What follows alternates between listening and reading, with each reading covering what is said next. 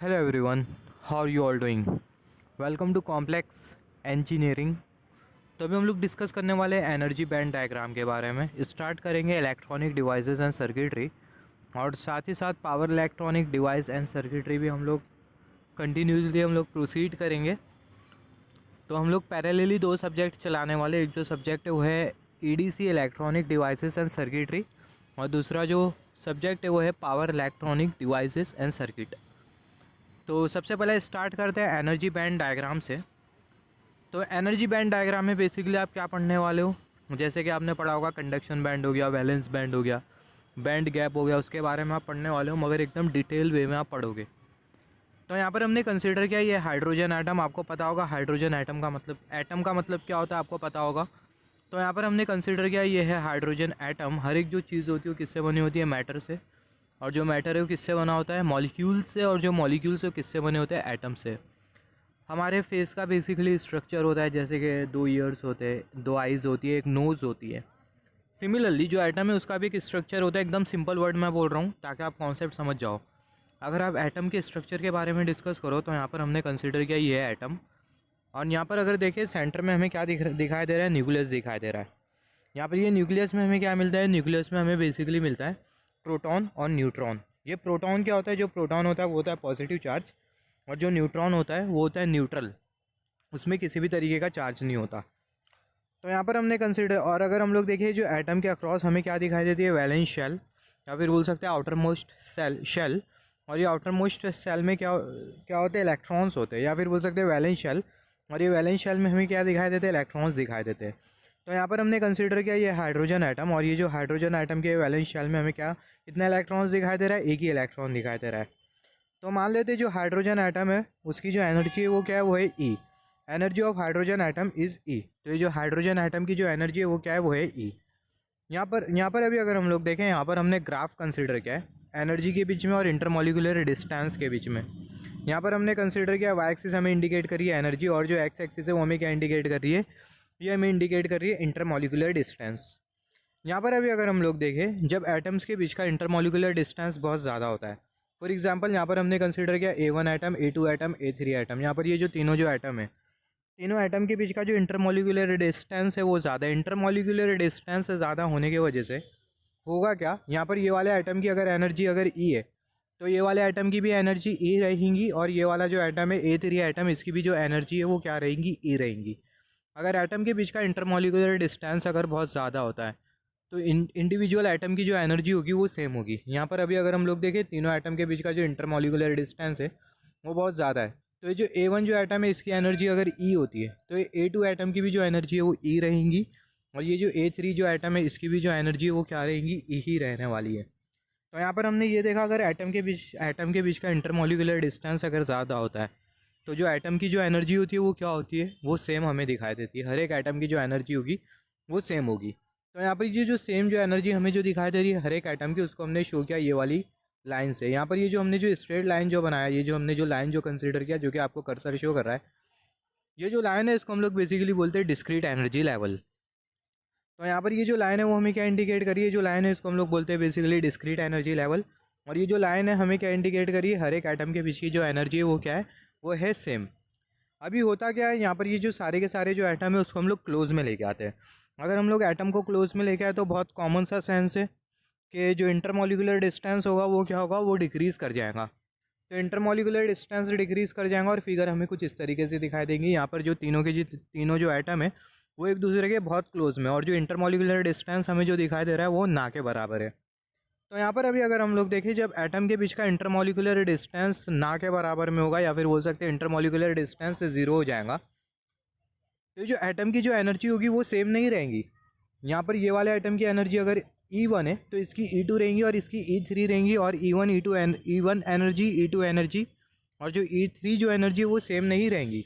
यहाँ पर हमने डिस्कस किया था एटम के बीच का इंटरमोलिकुलर डिस्टेंस हमें दिखाई दे रहा है। तो जब एटम के बीच का इंटरमोलिकुलर एक डिस्टेंस होता है, यहाँ पर अगर हम लोग देखें सारे के सारे जो एटम है वो एक दूसरे से बहुत दूर है, तो ये सारे एटम की जो एनर्जी होगी वो सेम रहेंगी। इसकी एनर्जी अगर ई है तो इसकी भी ई रहेंगी, और इसकी भी क्या रहेंगी, ई रहेंगी। मगर यहाँ पर अभी अगर हम लोग देखें जो एटम है वो बहुत क्लोज में आ गए, तो एटम बहुत क्लोज में आ गए, इसके वजह से होगा क्या, ये सारे एटम की जो एनर्जी होगी वो सेम नहीं रहेंगी। तीनों की जो एनर्जी होगी वो वेरी करने लगेंगे, या फिर बोल सकते हैं तीनों एटम की जो एनर्जी होगी वो चेंज कर जाएंगी। तो जो तीनों जो एटम है इनकी जो एनर्जी है वो चेंज कर गई इंटरमॉलिकुलर डिस्टेंस ज़ीरो होने की वजह से। तीनों की जो एनर्जी है वो अलग अलग है। तो ये तीनों की जो एनर्जी है, मान लेते हैं ये जो A1 जो एटम है उसकी जो एनर्जी है उसको हमने ये वाली लाइन से शो किया। आप कर्सर को केयरफुली नोटिस करना, ये वाली लाइन से शो किया। ये जो A2 जो एटम है उसकी जो एनर्जी है उसको हमने ये वाली लाइन से शो किया। A3 जो एटम है उसकी जो एनर्जी है उसको हमने ये वाली लाइन से शो किया। और बहुत सारे ऐसे एटम हो गए तो यहाँ पर भी हमने एक लास्ट में लाइन कंसिडर कर ली। तो यहाँ पर अभी अगर हम लोग देखें, हम लोग ऐसा भी बोल सकते हैं जब एटम के बीच का इंटरमॉलिकुलर डिस्टेंस ज़ीरो हो जाएगा। इंटरमॉलिकुलर डिस्टेंस ज़ीरो होने की वजह से होगा क्या, यहाँ पर ये जो आपको जो लाइन जो दिखाई दे रही है जिसको हमने कंसिडर किया डिस्क्रीट एनर्जी लेवल, ये जो डिस्क्रीट एनर्जी लेवल है वो बहुत सारे एनर्जी लेवल में स्प्लिट हो जाएगा, जो कि हम लोग यहाँ पर देख सकते हैं। और यहाँ पर हमें क्या मिलेगा, यहाँ पर हमें बैंड मिलेगा। यहाँ पर ये जो सारे जो एनर्जी लेवल हमें जो दिखाई दे रहे हैं, यहाँ पर हमने क्या डिस्कस किया, एटम के बीच का इंटरमॉलिकुलर जो डिस्टेंस है वो ज़ीरो हो गया। एटम एक दूसरे के बहुत क्लोज में आ गए, जिसके वजह से हुआ क्या, ये जो डिस्क्रीट जो एनर्जी लेवल है वो बहुत सारे एनर्जी लेवल में स्प्लिट हुआ। और यहाँ पर हमें क्या मिल गया, यहाँ पर हमें बैंड मिल गया। और यहाँ पर ये जो बैंड हमें जो मिला एनर्जी का, इसको हम लोग बेसिकली बोलते हैं वैलेंस बैंड। यहाँ पर अभी अगर हम लोग देखें, जब एटम एक दूसरे के बहुत क्लोज में आ जाएंगे, इंटरमॉलिकुलर डिस्टेंस ज़ीरो हो जाएगा। ऐसे केस में जो एटॉमिक स्ट्रक्चर होता है उसको हम लोग बेसिकली बोलते हैं क्रिस्टलाइन स्ट्रक्चर। ये बहुत इंपॉर्टेंट है। और जो सेमीकंडक्टर होता है क्रिस्टलाइन स्ट्रक्चर से ही बना होता है। तो यहाँ पर अभी अगर हम लोग देखें, जैसे कि हमने डिस्कस किया, when number of atom come close to each other due to decrease in intermolecular distance, then energy level of atom will get split and we will get a band, and that energy band is called as valence band, जैसे कि हमने discuss किया। तो यहाँ पर ये valence band क्या होता है, जैसे कि नाम से पता चलता है, अगर आपका बेसिक अगर एकदम स्ट्रांग है, वैलेंस बैंड में ऐसे हमें एटम मिलते हैं जो कि वैलेंस शेल के साथ बाउंडेड होते हैं।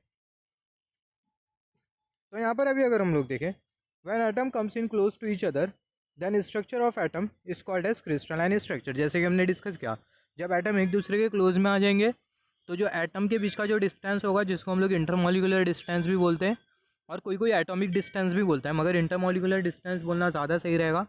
तो जो इंटरमॉलिकुलर डिस्टेंस है वो क्या हो जाता है, वो ज़ीरो हो जाता है जब एटम एक दूसरे के बहुत क्लोज में आ जाते हैं। और हमें जो एटम का जो स्ट्रक्चर मिलता है उसको हम लोग बेसिकली कौन सा स्ट्रक्चर बोलते हैं, क्रिस्टलाइन स्ट्रक्चर बोलते हैं। यहाँ पर अभी अगर हम लोग देखें, जो जैसे कि हमने डिस्कस किया, यहाँ पर हमें कौन सा बैंड मिला, यहाँ पर हमें मिल गया वैलेंस बैंड। तो जो वैलेंस बैंड हमें जो मिला, वैलेंस बैंड के जो इलेक्ट्रॉन होते हैं उसको हम लोग इमोबाइल इलेक्ट्रॉन भी बोलते हैं।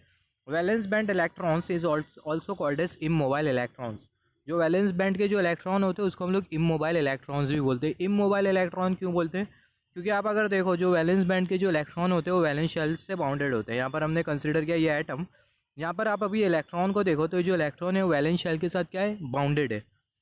तो ये जो इलेक्ट्रॉन है वो मूव नहीं कर सकता, इसकी मोबिलिटी ज़ीरो है, जिसकी वजह से जो इलेक्ट्रॉन है इसको हम लोग कौन सा इलेक्ट्रॉन बोलेंगे, ये इलेक्ट्रॉन को बेसिकली हम लोग बोलेंगे इमोबाइल इलेक्ट्रॉन। तो यहाँ पर अभी अगर हम लोग देखें, जैसे कि हमने डिस्कस किया, हमें एक बैंड मिलेगा और ये जो बैंड होता है इसको हम लोग कौन सा बैंड बोलते हैं, वैलेंस बैंड बोलते हैं। यहाँ पर अभी अगर हम लोग देखें, यहाँ पर हमने फिगर कंसीडर किया, यहाँ पर ये वाई एक्सिस हमें इंडिकेट कर रही है एनर्जी, एक्स एक्सिस हमें इंडिकेट कर रही है इंटरमॉलिकुलर डिस्टेंस। तो यहाँ पर आपको कुछ इस तरीके से बुक में दिया होगा, बुक में कुछ इस तरीके से आपको फिगर बनाए दी होगी। तो यहाँ पर ये जो आपको जो बैंड जो दिखाई दे रहा है इसको हम लोग बेसिकली बोलते हैं, सबसे पहले अगर मैं सिंपल वर्ड में बोलूँ, यहाँ पर हमने E1 एनर्जी लेवल कंसिडर किया। Just wait for a second. जो वाई एक्सिस है वो आपको क्या इंडिकेट कर रही है, एनर्जी। तो यहाँ पर हमने E1 एनर्जी कंसिडर किया। फिर उसके बाद just wait for a second, just wait for a second, why this cursor is not moving properly man. Yes. तो यहाँ पर ये जो वाई एक्सिस है आपको क्या इंडिकेट कर रही है, एनर्जी इंडिकेट करी है। यहाँ पर हमने E1 एनर्जी कंसिडर कर लिया और यहाँ पर हमने कौन सी एनर्जी कंसिडर कर लिया, E2 एनर्जी कंसिडर कर लिया। तो यहाँ पर अभी अगर हम लोग देखें, यहाँ पर ये जो E1 जो एनर्जी है यहाँ से हमने एक लाइन ड्रॉ करी, ये एक हमने लाइन ड्रॉ करी। और सिमिलरली जो E2 एनर्जी है वहाँ से भी हमने एक लाइन ड्रॉ कर ली, जो कि आपको कर्सर शो कर रहा है। यहाँ पर ये जो बैंड जो आपको जो दिखाई दे रहा है इसको हम लोग बेसिकली बोलते हैं वैलेंस बैंड। वैलेंस बैंड में कौन से इलेक्ट्रॉन्स मिलेंगे, वैलेंस बैंड में आपको मिलेंगे वैलेंस इलेक्ट्रॉन्स। हमने डिस्कस किया है वैलेंस इलेक्ट्रॉन का मतलब क्या होता है, जो इलेक्ट्रॉन वैलेंस शेल के साथ बाउंडेड हो, ऐसे जो इलेक्ट्रॉन्स होते हैं इसको हम लोग बोलते हैं वैलेंस इलेक्ट्रॉन। तो वैलेंस इलेक्ट्रॉन आपको कौन से बैंड में मिलेंगे, वैलेंस बैंड में मिलेंगे।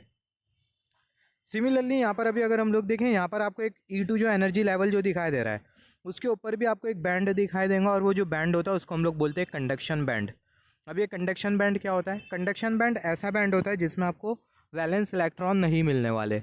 वैलेंस इलेक्ट्रॉन नहीं मिलने वाले, इसका मतलब कौन से इलेक्ट्रॉन आपको मिलने वाले वैलेंस बैंड में? वैलेंस बैंड में आपको मिलने वाले हैं फ्री इलेक्ट्रॉन्स। और जो फ्री इलेक्ट्रॉन्स होते हैं वो रिस्पॉन्सिबल होते हैं किसके लिए? करंट के फ्लो के लिए, या फिर बोल सकते हैं जो फ्री इलेक्ट्रॉन्स होते हैं वो रिस्पॉन्सिबल होते हैं किसके लिए? कंडक्शन के लिए। बहुत इंपॉर्टेंट है, नोट डाउन कर लो। यहाँ पर आप अभी देखो, यहाँ पर ये हमें मिल गया वैलेंस बैंड और यहाँ पर ये ऊपर हमें क्या मिल गया? Conduction band. अब ये जो वैलेंस बैंड, ये वैलेंस बैंड और ये कंडक्शन बैंड का जो डिफरेंस होता है उसको क्या बोलते हैं? उसको हम लोग बेसिकली बोलते हैं बैंड गैप। यहाँ पर ये जो बीच में आपको जो रीजन जो दिखाई दे रहा है, जो कि कर्सर आपको शो कर रहा है, उसको हम लोग बेसिकली बोलते हैं बैंड गैप। आप ऐसा भी बोल सकते हो, बैंड गैप को आप बहुत तरीके से डिफाइन कर पाओगे। मैं आपको बताता हूँ आगे, बैंड गैप के बारे में हम लोग आगे डिटेल में डिस्कशन करने वाले हैं। यहाँ पर ये जो बैंड डायग्राम, ये जो आपको जो डायग्राम जो मिला है, इसको हम लोग बेसिकली बोलते हैं बैंड डायग्राम, या फिर बोल सकते हैं एनर्जी बैंड डायग्राम पूरे कम्प्लीटली। तो एनर्जी बैंड डायग्राम इतना यूज़फुल है ना कि इसके हेल्प से आप बता पाओगे कि जो मटेरियल है वो कौन सा मटेरियल है। मतलब जो मटेरियल है वो सेमीकंडक्टर है या फिर कंडक्टर है या फिर इंसुलेटर है, उसके बारे में आप इन्फॉर्मेशन दे सकते हो with the help of this energy band diagram. यहाँ पर अभी अगर हम लोग देखें, यहाँ पर ये जो वैलेंस बैंड आपको जो दिखाई दे रहा है, ये वैलेंस बैंड में बेसिकली आपको कौन से इलेक्ट्रॉन्स मिलेंगे? वैलेंस इलेक्ट्रॉन्स मिलेंगे। वैलेंस इलेक्ट्रॉन्स वो इलेक्ट्रॉन्स होते हैं जो कि वैलेंस शेल के साथ कम्प्लीटली बाउंडेड होते हैं। अभी होता क्या है, ये जो वैलेंस इलेक्ट्रॉन है इनको हमने क्या प्रोवाइड करी? एनर्जी प्रोवाइड करी। ध्यान से सुनना, एकदम केयरफुली आप सुनना। कर्सर की टिप आपको जो दिखाई, जहाँ पर ये जो कर्सर की टिप आपको जो दिखाई दे रही है, यहाँ पर ये जो एरो है वो कुछ इस तरीके से आ रही है। इसका मतलब यहाँ पर कोई एटम था, यहाँ पर वैलेंस बैंड में कोई एटम था, उसको हमने एनर्जी प्रोवाइड करी। कर्सर की टिप जो आपको जो शो कर रही है, कर्सर की टिप जो आपको जो शो कर रही है, मान लो कर्सर की टिप के जस्ट बाजू एक एटम था और वो जो एटम है उसको हमने एनर्जी प्रोवाइड करी। एटम को हमने एनर्जी प्रोवाइड करी, जिसके वजह से हुआ क्या? उसका जो वैलेंस इलेक्ट्रॉन है वो फ्री इलेक्ट्रॉन में कन्वर्ट हो गया। और वो जो फ्री इलेक्ट्रॉन है वो बैंड गैप में इतना डिस्टेंस ट्रैवल करा, जो कि कर्सर की टिप शो कर रही है, इतना डिस्टेंस ट्रैवल किया, फिर से कहाँ पर आ गया? वैलेंस बैंड में आ गया। वो कंडक्शन बैंड में क्यों नहीं पहुँच पाया? क्योंकि उसको हमने उतनी एनर्जी प्रोवाइड ही नहीं करी थी। अगर उसको हम लोग सफिशेंट एनर्जी प्रोवाइड कर देते तो कंडक्शन बैंड में चले जाता। सिमिलरली हमने दूसरा एटम लिया, दूसरे एटम को भी हमने एनर्जी प्रोवाइड करी, उसका जो वैलेंस इलेक्ट्रॉन है फ्री इलेक्ट्रॉन में कन्वर्ट हो गया। और उसका जो फ्री इलेक्ट्रॉन है, फ्री इलेक्ट्रॉन यहाँ तक क्या आया? कर्सर जो कि आपको शो कर रहा है, फ्री इलेक्ट्रॉन यहाँ तक क्या आया, फिर उसके बाद फिर से कहाँ पर आ गया?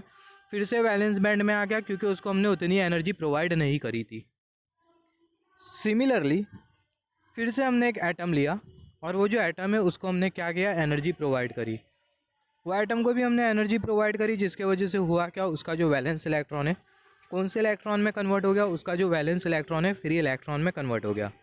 और वो जो फ्री इलेक्ट्रॉन जो था वो बैंड गैप में इतने रीजन में यहाँ तक के गया, जो कि आपको कर्सर की टिप शो कर रही है, यहाँ तक के गया। सफिशेंट एनर्जी ना मिलने की वजह से फिर से वैलेंस बैंड में आ गया। तो जो फ्री इलेक्ट्रॉन है, जो कंडक्शन बैंड की जो लाइन जो दिखाई दे रही है, फ्री इलेक्ट्रॉन कंडक्शन की बैंड की लाइन तक के गया, मगर कंडक्शन बैंड की जो लाइन है उसको क्रॉस नहीं कर पाया। क्यों नहीं क्रॉस कर पाया? क्योंकि उसको हमने उतनी एनर्जी प्रोवाइड ही नहीं करी थी।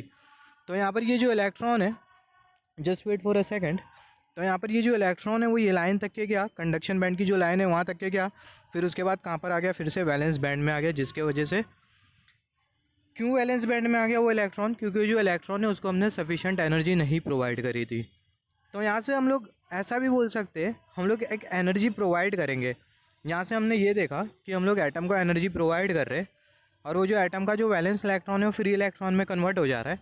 और वो जो फ्री इलेक्ट्रॉन है बैंड गैप में थोड़ा रीजन ट्रैवल कर रहा है, मगर कंडक्शन बैंड में नहीं पहुँच पा रहा है। इसका मतलब ये है कि हम लोग इतनी भी एनर्जी प्रोवाइड कर सकते, इतनी हाई अमाउंट ऑफ एनर्जी भी हम लोग प्रोवाइड कर सकते, जिस एनर्जी प्रोवाइड करने पर होगा क्या? जिस एनर्जी प्रोवाइड करने पर जो इलेक्ट्रॉन है पूरा रीजन कवर करेगा और ये जो कंडक्शन बैंड की जो लाइन है उसको पार करके कंडक्शन बैंड में चले जाएगा। जैसे ही इलेक्ट्रॉन कंडक्शन बैंड में चले जाएगा तो जो इलेक्ट्रॉन है वो कौन सा इलेक्ट्रॉन बन जाएगा? फ्री इलेक्ट्रॉन बन जाएगा। और जैसे ही इलेक्ट्रॉन कंडक्शन बैंड में चले जाएगा तो जो इलेक्ट्रॉन है वैलेंस बैंड में नहीं आ पाएगा। ये बहुत इंपॉर्टेंट है, आप नोट डाउन कर लो। सिमिलरली यहाँ पर अभी अगर हम लोग देखें, यहाँ पर हमने एक और एक एग्जांपल कंसिडर किया है। यहाँ पर एक एटम था और वो जो एटम है उसको हमने एनर्जी प्रोवाइड करी। एनर्जी प्रोवाइड करने के वजह से वो जो एटम का जो वैलेंस इलेक्ट्रॉन है वो फ्री इलेक्ट्रॉन में कन्वर्ट हो गया, और वो जो फ्री इलेक्ट्रॉन है वो यहाँ तक के गया, फिर से वैलेंस बैंड में आ गया। सिमिलरली हमने एक एटम लिया और वो जो एटम है उसको हमने एनर्जी प्रोवाइड करी। एनर्जी प्रोवाइड करने के बाद उसका जो वैलेंस इलेक्ट्रॉन है फ्री इलेक्ट्रॉन में कन्वर्ट हो गया, और वो जो फ्री इलेक्ट्रॉन है यहाँ तक के गया, जो कि आपको कर्सर शो कर रहा है, यहाँ तक के गया जो कि आपको कर्सर शो कर रहा है। फिर उसके बाद फिर से कहाँ पर आ गया, वैलेंस बैंड में आ गया। एक्चुअली ये जो कर्सर है प्रॉपरली मूव नहीं कर रहा है, extremely sorry for that. Similarly यहाँ पर ये जो वैलेंस बैंड है इसमें हमने और एक एटम कंसिडर किया, और वो जो एटम है उसको हमने एनर्जी प्रोवाइड करी, जिसकी वजह से उसका जो वैलेंस इलेक्ट्रॉन है फ्री इलेक्ट्रॉन में कन्वर्ट हो गया, और वो जो फ्री इलेक्ट्रॉन है वो यहाँ तक के आया, जो कि आपको कर्सर की टिप शो कर रही है, वहाँ पर एक इलेक्ट्रॉन दिखाई दे रहा है, यहाँ तक के आया, फिर से कहाँ पर आ गया, वैलेंस बैंड में आ गया, क्योंकि उसको हमने सफिशिएंट एनर्जी प्रोवाइड नहीं करी थी। अगर हम लोग एटम को सफिशिएंट एनर्जी प्रोवाइड कर देते तो जो इलेक्ट्रॉन होता, ये इलेक्ट्रॉन ये जो आपको जो लाइन जो दिखाई दे रही है उसको क्रॉस करके कौन से बैंड में चले जाता, कंडक्शन बैंड में चले जाता। और इलेक्ट्रॉन जैसे ही कंडक्शन बैंड में आ जाता, इलेक्ट्रॉन जैसे एक बार कंडक्शन बैंड में आ गया, इसका मतलब क्या है कि जो इलेक्ट्रॉन है वो फिर से वैलेंस बैंड में नहीं आएगा जब तक कि वो जो इलेक्ट्रॉन की जो एनर्जी है वो डिक्रीज़ नहीं करती। तो यहाँ पर हमने क्या देखा, यहाँ पर ये वाला जो बीच का जो रीजन जो दिखाई दे रहा है, ये रीजन में जो इलेक्ट्रॉन है वो जा रहा है, फिर से कौन से बैंड में आ जा रहा है, वैलेंस बैंड में आ जा रहा है। ये बीच वाले रीजन में जो इलेक्ट्रॉन है वो जा रहा है, फिर से कौन से बैंड में आ जा रहा है, वैलेंस बैंड में आ जा रहा है, क्योंकि जो इलेक्ट्रॉन है उसको हम लोग सफिशिएंट एनर्जी प्रोवाइड नहीं कर पा रहे। और अगर हम लोग सफिशिएंट एनर्जी प्रोवाइड कर दे तो जो इलेक्ट्रॉन होगा वो वैलेंस बैंड से कहाँ पर चले जाएगा, ये रीजन को क्रॉस करके कंडक्शन बैंड में चले जाएगा। और इलेक्ट्रॉन जैसे ही कंडक्शन बैंड में आ गया, उसके बाद जो इलेक्ट्रॉन है वो वैलेंस बैंड में नहीं आएगा जब तक कि जो इलेक्ट्रॉन है उसकी एनर्जी में किसी भी तरीके का डिक्रीमेंट नहीं होता। तो ये बहुत इंपॉर्टेंट था, आप इसे नोट डाउन कर लो। सिमिलरली यहाँ पर अभी अगर हम लोग देखें, यहाँ पर हमने थोड़े टाइम पहले बैंड गैप को किस तरीके से डिफाइन किया था। हमने बैंड गैप को कुछ इस तरीके से डिफाइन किया था, जो कंडक्शन बैंड और जो वैलेंस बैंड का जो डिफरेंस होता है उसको हम लोग क्या बोलते हैं, उसको हम लोग बोलते हैं बैंड गैप। आप ऐसा भी बोल सकते हो, जो बैंड गैप होता है वो एक ऐसा रीजन होता है जिस रीजन में जो इलेक्ट्रॉन है वो जाता है, फिर से कहाँ पर आ जाता है, वैलेंस बैंड में आ जाता है। वैलेंस बैंड में क्यों आ जाता है, क्योंकि जो इलेक्ट्रॉन है उसकी जो एनर्जी होती है उसको हम लोग सफिशिएंट एनर्जी नहीं प्रोवाइड कर पाते, जिसकी वजह से जो इलेक्ट्रॉन है वो कौन से बैंड में आ जाता है, वैलेंस बैंड में आ जाता है। ये बहुत इंपॉर्टेंट है, आप नोट डाउन कर लो। तो यहाँ पर आपको जो बैंड गैप जो दिखाई दे रहा है, ये बैंड गैप को आप किस तरीके से डिस्क्राइब करोगे। ये जो बैंड गैप है आप इसको कुछ इस तरीके से डिफाइन कर सकते हो, band in which we will get. सबसे पहला कंडक्शन बैंड को आप किस तरीके से डिफाइन करोगे, कंडक्शन बैंड को आप कुछ इस तरीके से डिफाइन करोगे, band in which we will get free electron. Band जिसमें हमें फ्री इलेक्ट्रॉन मिलेंगे, वो जो बैंड होता है उसको हम लोग कौन सा बैंड बोलते हैं, उसको हम लोग बोलते हैं conduction band. Similarly band gap को आप किस तरीके से डिफाइन करोगे, band gap is the gap in which electron will not remain for a long time. जैसे कि हमने डिस्कस किया था, जो गैप अभी आपको जो दिखाई दे रहा है इसको हम लोग क्या बोलते हैं, इसको हम लोग बोलते हैं बैंड गैप। तो जो बैंड गैप होता है वो ऐसा गैप होता है जिसमें जो इलेक्ट्रॉन होता है ज़्यादा टाइम तक के रुकता नहीं है। क्यों नहीं रखता, क्योंकि जो इलेक्ट्रॉन है उसको हम लोग सफिशिएंट एनर्जी नहीं प्रोवाइड कर पाते। अगर हम लोग सफिशिएंट एनर्जी प्रोवाइड कर दें तो जो इलेक्ट्रॉन है बैंड गैप का पूरा रीजन कवर करके कौन से बैंड में चले जाएगा, कंडक्शन बैंड में चले जाएगा। वेरी वेरी इंपॉर्टेंट है ये। तो यहाँ पर अभी अगर हम लोग देखें बैंड गैप में क्या हो रहा है, जो इलेक्ट्रॉन है वो जा रहा है फिर से वैलेंस बैंड में आ जा रहा है। इलेक्ट्रॉन बैंड गैप में जा रहा है फिर से वैलेंस बैंड में आ जा रहा है। क्यों वैलेंस बैंड में आ जा रहा है, क्योंकि जो इलेक्ट्रॉन है उसको हम लोग सफिशिएंट एनर्जी प्रोवाइड नहीं कर रहे थे, एटम को हमने सफिशिएंट एनर्जी प्रोवाइड नहीं की थी। अगर हम लोग सफिशिएंट एनर्जी प्रोवाइड कर दे तो जो इलेक्ट्रॉन है बैंड गैप का रीजन क्रॉस करके कौन से बैंड में चले जाएगा, कंडक्शन बैंड में चले जाएंगे। और कंडक्शन बैंड में जैसे ही इलेक्ट्रॉन चले गया फिर वैलेंस बैंड में आने की जो प्रोबेबिलिटी वो बहुत कम है, जब तक कि वो जो इलेक्ट्रॉन है उसकी एनर्जी में किसी भी तरीके का डिक्रीमेंट नहीं होता। तो यहाँ पर अभी अगर हम लोग देखें, जैसे कि हमने डिस्कस किया, जो बैंड गैप होता है वो गैप होता है जिसमें जो इलेक्ट्रॉन होगा वो ज़्यादा टाइम तक के रुकेगा नहीं। Band gap is the gap in which electron will not remain for a long time. या फिर बोल सकते हैं difference in between the valence band and conduction band. जो वैलेंस बैंड और जो कंडक्शन बैंड का जो डिफरेंस होता है उसको हम लोग क्या बोलते हैं, उसको हम लोग बेसिकली बोलते हैं बैंड गैप। आई होप आपको समझ में आ गया होगा बैंड गैप का मतलब क्या होता है। तो यहाँ पर हमने 3 बैंड के बारे में डिस्कस किया। एक सबसे पहला कंडक्शन बैंड, दूसरा बैंड गैप और तीसरा वैलेंस बैंड। वैलेंस बैंड कौन सा बैंड होता है, वैलेंस बैंड में हमें ऐसे इलेक्ट्रॉन मिलते हैं जो कि वैलेंस इलेक्ट्रॉन होते हैं, मतलब जो इलेक्ट्रॉन होते हैं एटम के वैलेंस शेल के साथ बाउंडेड होते हैं, जिसकी वजह से जो इलेक्ट्रॉन है उसको हम लोग बोल रहे हैं वैलेंस इलेक्ट्रॉन। सिमिलरली हम आप ऐसा भी बोल सकते हो वैलेंस बैंड एक ऐसा बैंड होता है जिसमें जो इलेक्ट्रॉन्स होते हैं वो एटम के साथ एक बॉन्ड बना रहे होते हैं, और वो जो बॉन्ड होता है उसको कौन सा बॉन्ड बोलते हैं, वो बॉन्ड को आप बोलोगे कोवेलेंट बॉन्ड। तो वैलेंस बैंड एक ऐसा बैंड होता है जिसमें आपको वैलेंस इलेक्ट्रॉन मिलेंगे, मतलब ऐसे इलेक्ट्रॉन जो कि वैलेंस शेल के साथ बाउंडेड हो। या फिर आप ऐसा भी बोल सकते हो वैलेंस बैंड एक ऐसा बैंड होता है जिसमें आपको ऐसे इलेक्ट्रॉन मिलेंगे जो कि कोवेलेंट बॉन्ड बना रहे होंगे। किसके साथ कोवेलेंट बॉन्ड बना रहे होंगे? अपने नेबरस जो अपने जो आजू बाजू के जो एटम है उनके साथ कोवेलेंट बॉन्ड बना रहे होंगे। मैं आपको इसके बारे में आगे डिटेल में बताऊंगा। सिमिलरली, या फिर आप ऐसा बोल सकते हो सिंपल वर्ड में, इन सिंपल वर्ड या फिर इन शॉर्ट, वैलेंस बैंड में आपको कौन से इलेक्ट्रॉन मिलेंगे? वैलेंस इलेक्ट्रॉन मिलेंगे। सिमिलरली दूसरा जो बैंड है वो कौन सा बैंड है? Conduction band. कंडक्शन बैंड में आपको क्या मिलेगा? कंडक्शन बैंड में आपको मिलेगा फ्री इलेक्ट्रॉन। कंडक्शन बैंड में आपको क्या मिलेगा? कंडक्शन बैंड में आपको मिलेगा फ्री इलेक्ट्रॉन। और जो फ्री इलेक्ट्रॉन होते हैं वो रिस्पॉन्सिबल होते हैं करंट के फ्लो के लिए। और यहाँ पर ये कंडक्शन बैंड और जो वैलेंस बैंड का जो डिफरेंस होता है इसको हम लोग क्या बोलते हैं? इसको हम लोग बोलते हैं बैंड गैप। तो यहाँ पर अभी अगर हम लोग देखें, यहाँ पर हमने तीनों बैंड के बारे में डिस्कस किया। अभी हम लोग देख लेते कि जो सेमीकंडक्टर, इंसुलेटर और कंडक्टर तीनों का जो बैंड डायग्राम होता है वो किस तरीके से होता है। तो सबसे पहला just wait for a second, semiconductor, conductor और जो इंसुलेटर है तीनों के बैंड डायग्राम के बारे में डिस्कस करेंगे। तो यहाँ पर अभी अगर हम लोग देखें सेमीकंडक्टर बैंड डायग्राम, जो सेमीकंडक्टर है उसके बैंड डायग्राम के बारे में सबसे पहला बात करेंगे। तो यहाँ पर हमने कंसीडर कर लिया ये है कंडक्शन बैंड, और यहाँ पर हमने कंसीडर कर लिया वैलेंस बैंड। यहाँ पर ये कंडक्शन बैंड हमें दिखाई दे रहा है और यहाँ पर हमें कौन सा बैंड दिखाई दे रहा है? हमें वैलेंस बैंड दिखाई दे रहा है। यहाँ पर ये जो वैलेंस बैंड और जो कंडक्शन बैंड का जो डिफरेंस होता है, कंडक्शन बैंड और जो वैलेंस बैंड का जो डिफरेंस होता है, इसी को ही हम लोग बोलते हैं बैंड गैप। इसी को ही हम लोग बोलते हैं बैंड गैप। तो यहाँ पर अभी अगर हम लोग देखें सेमीकंडक्टर के केस में, यहाँ पर ये जो बैंड गैप है इसको आप एनर्जी गैप भी बोल सकते हो। तो सेमीकंडक्टर के केस में जो बैंड गैप या फिर ये जो एनर्जी गैप है वो लेसर दैन इक्वल टू होता है 5 इलेक्ट्रॉन वोल्ट के कंपैरिजन में। बहुत इंपॉर्टेंट है, नोट डाउन कर लो, एमसीक्यू में पूछा जाता है। तो यहाँ पर अभी अगर हम लोग देखें, यहाँ पर हमें कुछ इस तरीके से बैंड डायग्राम मिलेगा, किसका? सेमीकंडक्टर का। सिमिलरली अगर हम लोग इंसुलेटर का बैंड डायग्राम अगर हम लोग देखें तो इंसुलेटर के बैंड डायग्राम में आपको जो बैंड गैप जो दिखाई दे रहा है ये बैंड गैप बहुत ज़्यादा होगा, या फिर बोल सकते हैं जो एनर्जी गैप आपको जो दिखाई दे रहा है ये जो एनर्जी गैप होगा वो बहुत ज़्यादा होगा। जिसके वजह से होगा क्या, यहाँ पर ये जो वैलेंस बैंड के जो इलेक्ट्रॉन है वो कभी कंडक्शन बैंड में पहुँच ही नहीं पाएंगे। तो आपको जो फिगर है वो आपको कुछ इस तरीके से दिखाई देंगी। यहाँ पर हमने कंसीडर कर लिया है कंडक्शन बैंड, और यहाँ पर हमने क्या कंसीडर कर लिया? यहाँ पर हमने कंसीडर कर लिया वैलेंस बैंड। आप देख सकते हो वैलेंस बैंड और ये जो कंडक्शन बैंड है, यहाँ पर ये वैलेंस बैंड और ये जो कंडक्शन बैंड है दोनों के बीच का जो गैप है वो कितना ज़्यादा है। जो बैंड गैप है वो बहुत ज़्यादा होता है इंसुलेटर के केस में, जिसकी वजह से जो वैलेंस इलेक्ट्रॉन होते वो कंडक्शन बैंड में कभी पहुँच ही नहीं पाते और वो फ्री इलेक्ट्रॉन बन ही नहीं पाते।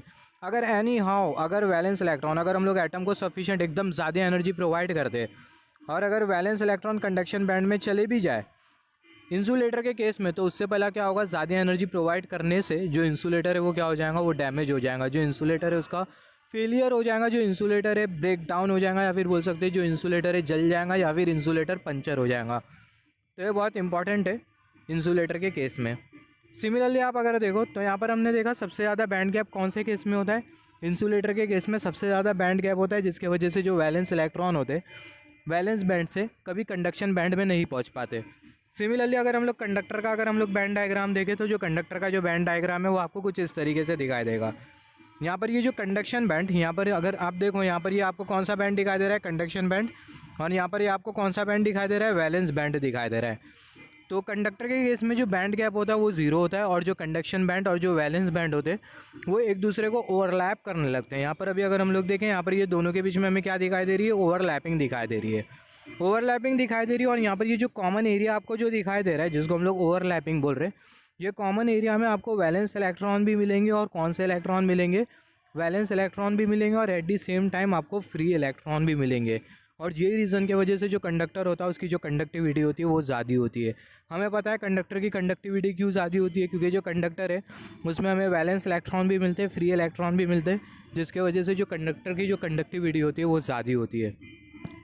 तो यहाँ पर अभी अगर हम लोग देखें जो कंडक्टर की जो कंडक्टिविटी होती है वो ज़्यादा होती है, क्योंकि जो एनर्जी गैप या फिर बोल सकते हैं जो बैंड गैप होता है कंडक्टर के केस में वो कितना होता है? वो ज़ीरो होता है। तो अगर हम लोग देखें सबसे ज़्यादा बैंड गैप किसके केस में होता है, सबसे ज़्यादा बैंड गैप इंसुलेटर के केस में होता है। एनर्जी गैप होता है वो सबसे ज़्यादा होता है इंसुलेटर के केस में, और कंडक्टर के केस में जो एनर्जी गैप होता है वो ज़ीरो होता है, और सेमीकंडक्टर में हमें जो एनर्जी गैप जो मिलता है वो क्या होता है, वो मॉडरेट होता है। और जो एनर्जी गैप की जो वैल्यू होती है लेसर देन इक्वल टू होती है 5 इलेक्ट्रॉन वोल्ट से फॉर सेमीकंडक्टर।